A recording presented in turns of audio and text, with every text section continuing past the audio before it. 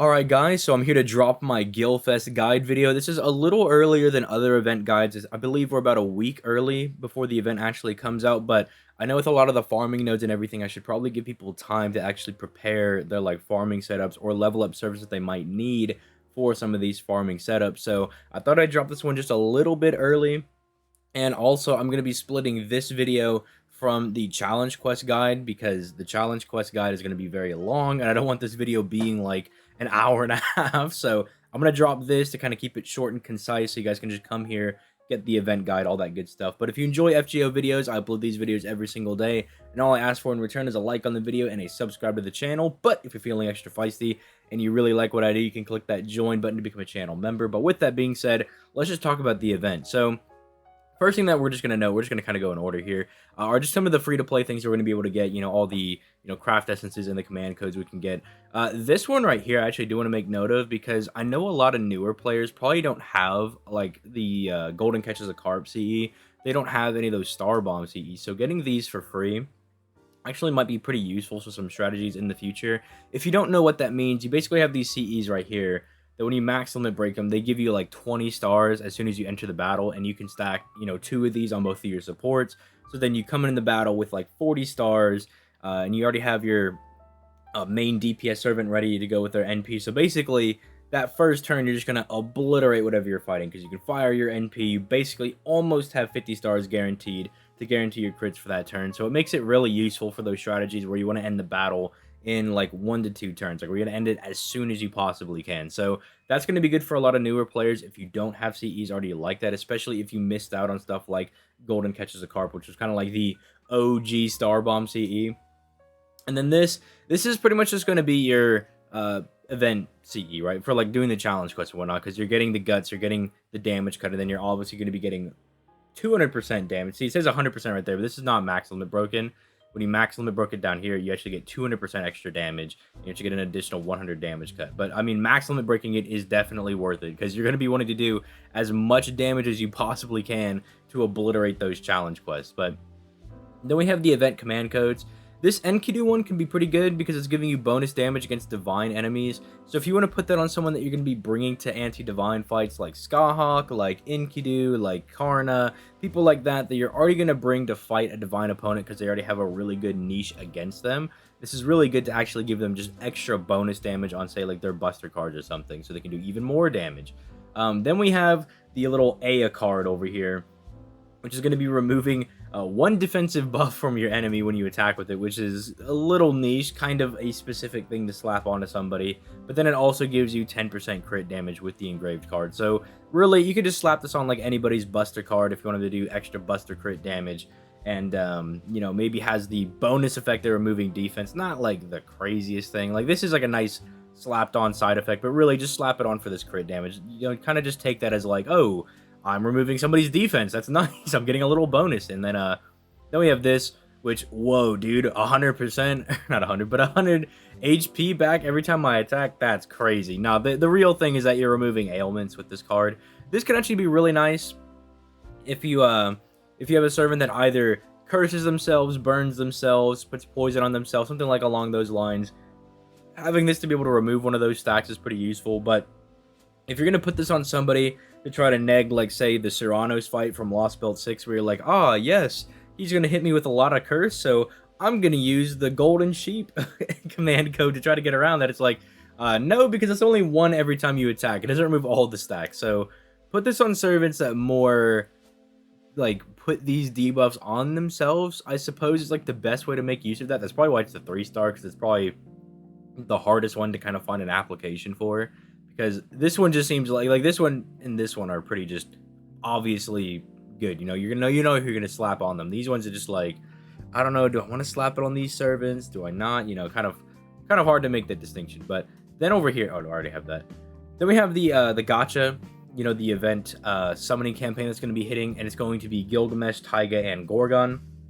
Obviously, this is a very high value banner because not only can you get Gilgamesh, but if you are summoning enough, you can actually get this CE, which when max limit broken is going to give you like 50% starting gauge.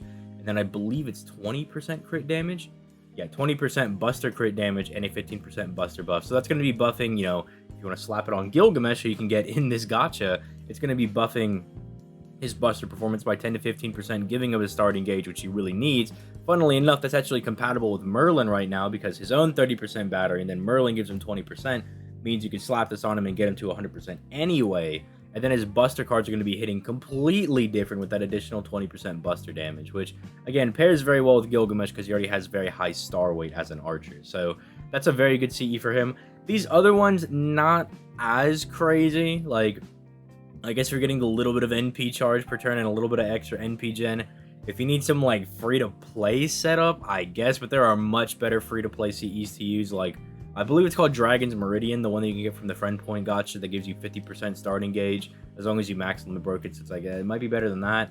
This one, I mean, you're really hurting for quick CEs, I guess, because, this max limit broken is going to be like 10% quick performance. It's going to be a 10% quick performance, 15% NP damage, 15% crit damage. Not, like, terrible, but it's also a 4-star, so it's got, like, yeah. I don't think anybody was coming into this being like, oh, I got to use that 4-star CE, but you know, just a nice bonus if you're going for this gacha. Just make sure you're focusing on trying to get this. If you can max limit break this and get Gilgamesh, you're gonna be pretty set. Because I know a lot of people don't have some of the old CEs like the Jalter CE, the Christmas one. Everybody knows what I'm talking about when I bring that one up. It's so iconic. But if you don't have that, then finding ways around with different CEs like this can always be very good, especially when they slap it on the same gacha with the serving you want to use it with. If you don't get Gilgamesh, but you pull Gorgon or Taiga, they're both very solid servants. Jaguar Man probably needs, like, one buff, really. Like, when I always look at her, I'm like, if she can get a buff here, because this skill is already, like, not bad, it's just the cooldown is insanely long. Like, if they can just kind of lower that a little bit, and then maybe just give her an NP buff so it can kind of buff up her damage, and maybe slap on an effect where she maybe drops stars or something, to kind of keep up with this whole buster crit kind of servant they want to do with her, then I think she'll be really, really good. Like, she'll be one of the, like, high damaging free-to-play servants that everybody wants to use, because everybody already uses her anyway, but just a buff or two to kind of keep her a little relevant could be good. Gorgon's actually more solid than people give her credit for, because if we come and look at Gorgon, like, they've buffed a lot of the stuff that she has to kind of make her much better. Like, look at this. They're giving her, like, insane buster crit damage, and then they're giving her a good stun, and then she's got this, like, charges the entire party's NP with this. Like, she's just very solid overall. I think if they wanted to just, like, maybe slap, like, a buster resistance down maybe on this, or if they want to make her like her Babylonia self, because if you don't remember, in Babylonia she had an AoE stun, so if they want to make this like an AoE stun, which isn't all that broken, keep in mind, because we have people like, Shuten Doji has like an AoE charm, so why can't she have an AoE stun, right? Should be fine. But then if they want to go that extra mile and make it a more modern skill, it can be an AoE stun with like a 30% buster resistance down for like 3 turns, right? Maybe like a 30% one. I think that would really help out with her damage, and it would just give her so much more utility, right? I think that'd be really good. Plus, I mean, Gorgon's supposed to be like Super Medusa, so Super Medusa stuns one person, so let's have Gorgon have like an AoE stun, right? Like, just makes sense to me. It just seems like that's a little bit of sense that we could have making there, So that's enough for that. Then we have the main thing that people want to know about, and that is the farming node. So basically, these lottery events are generally like split into these 3 phases. So like, these will be the quests that start off for now, and then this is where you'll farm like general stuff. Then this is where you farm all your materials and whatnot, all that good blah blah blah. Who cares about the materials, the burgers and the hot dogs? You just want to always focus on these last nodes over here, because these are the ones that drop the actual tickets for the lottery. So you can come in here and be like, okay, so I'll farm this one to get the hot dogs, and then if I need, the burgers and the whatever else, you can farm the other nodes, you can find them out. But really, I would just focus on the tickets for the most part. I would just focus on farming these last nodes, which, I mean, this one, normal node, it's riders, and that means if you summon for like Da Vinci Lily, you're going to be absolutely fine with this one. But you should be able to get away with using like Lancelot, Edmund Dantes if you have him, because this is a caster node, and casters give you more NP refund when you attack them than the other classes. So you actually have a little bit more wiggle room with this one. If you have like an NP5 Parvati, you actually might be able to get away with using that as well. Like, if you have higher NPs for servants that loop very well, because this is a caster node, as long as you can give them enough damage to actually clear, then you should be fine, to pretty much pull out whoever you want. So this really shouldn't be all that hard. The initial wave here should be pretty easy. Plus, it's dropping hearts. Like, this should be one that I expect a lot of people should hit really hard, because you're getting hearts, and it's going to be the easiest one to farm. Then we come down here. Then we have a little bit of tomfoolery, okay? Because we have a 3-2-3 node, and we have a ruler in here. Thankfully, the ruler is not the one with 100k HP. Thankfully, they only have 45k, so it shouldn't really matter. You should clear with whoever you're using.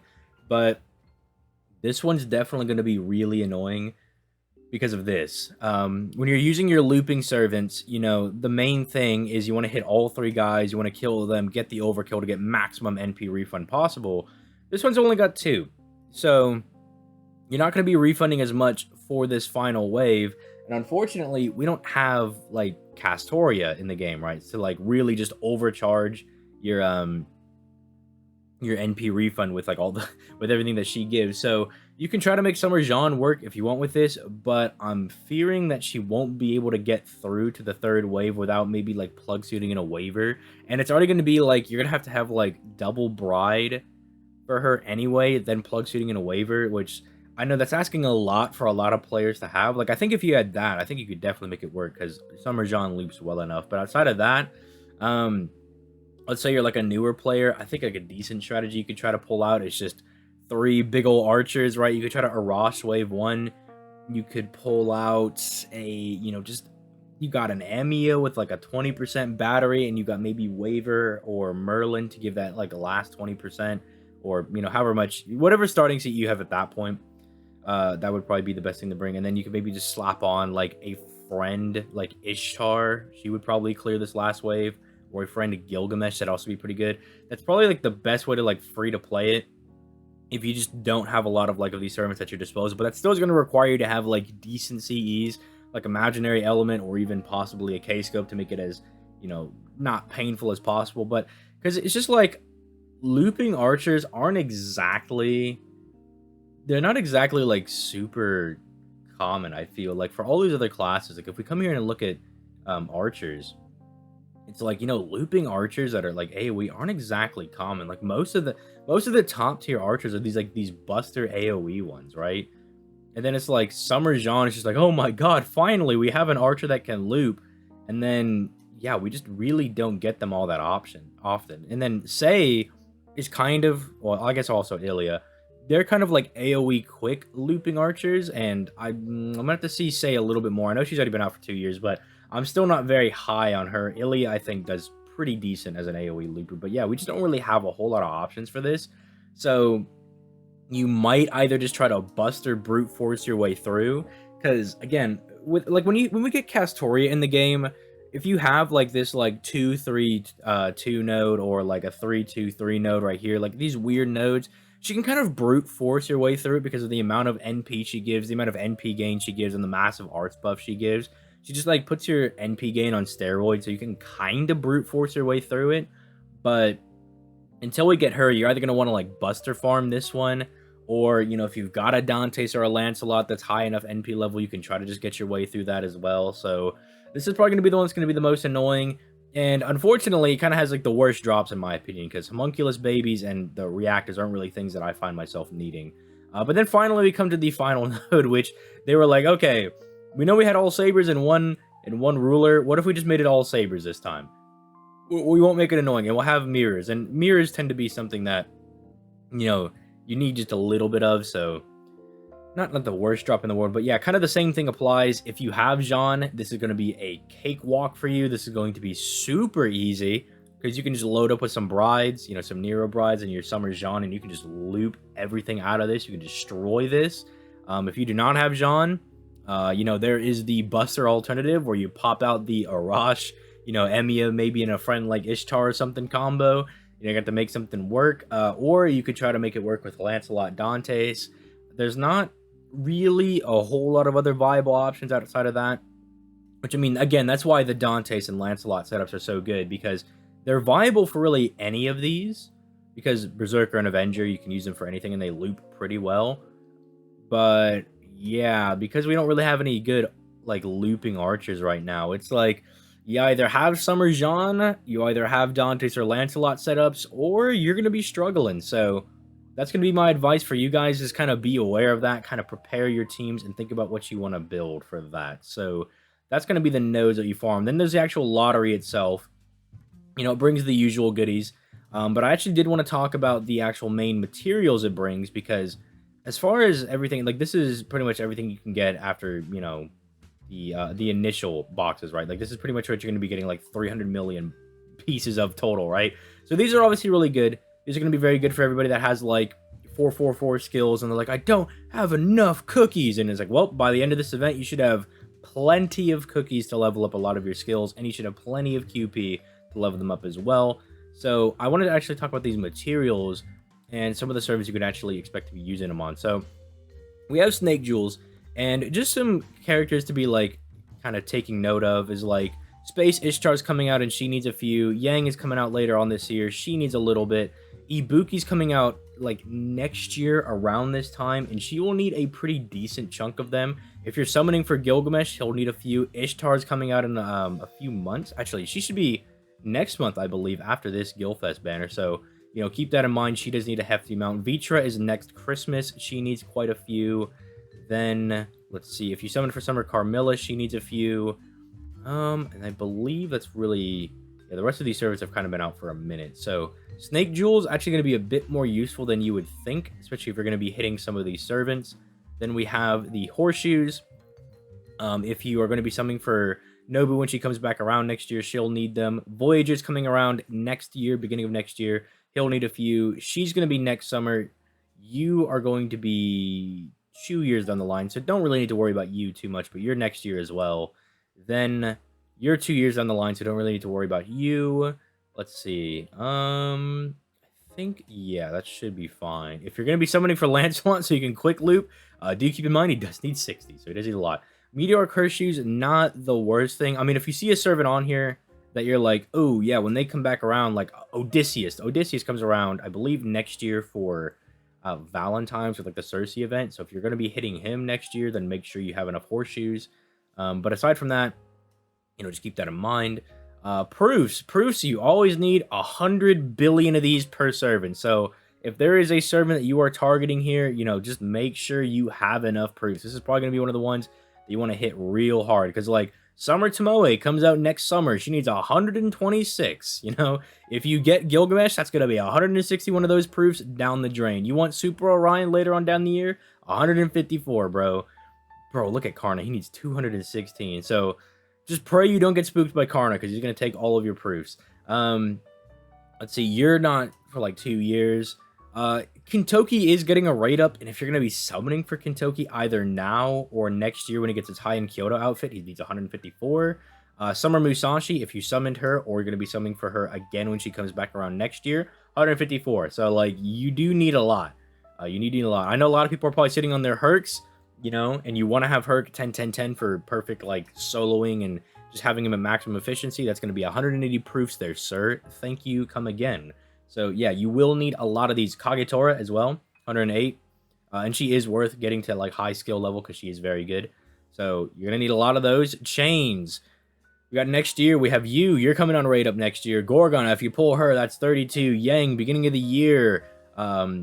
Abigail, next summer. Dioscuri, coming out later on. They need 154, and they're very good. You will be next Christmas, 108. Like, just look at all these... I'm glad these two aren't going on rate up, dude.